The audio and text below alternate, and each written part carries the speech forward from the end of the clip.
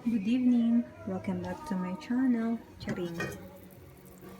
Hot pot night. So, meron akong tofu, enoki mushroom, shiitake mushroom, bacon sliced pork, crab sticks, ito, fish tofu, squid balls, crab ball.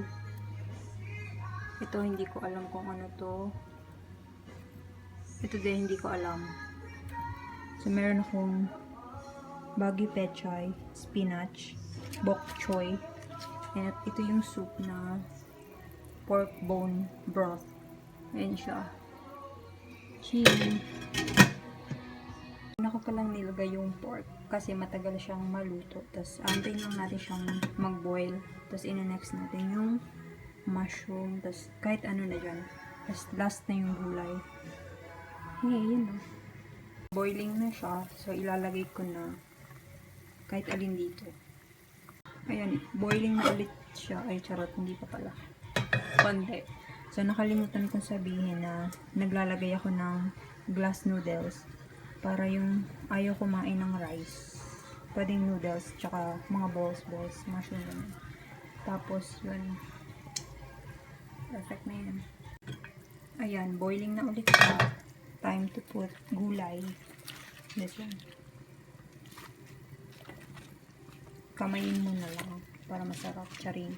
Ayan, bok choy, Baguio pechay. Ihuhuli ko yung spinach kasi sobrang bilis niya lang maluto. Ayan.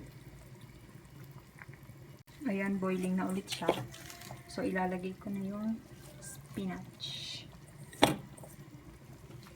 Ayan. Tapos, i-cover ko.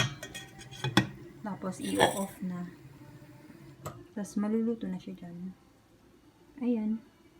So, ito na ang aking pork bone hot pot. Diyan.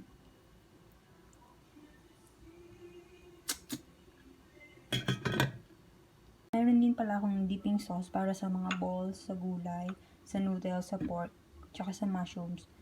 So, meron ako dito chili garlic sauce, creamy sesame sauce, minced garlic, at tsaka kikkoman soy sauce. So, paghalo-haluin mo lang yung gusto mong sauce na dun mo i-dip yung gulay mo, yung mushroom mo, yung balls, anything.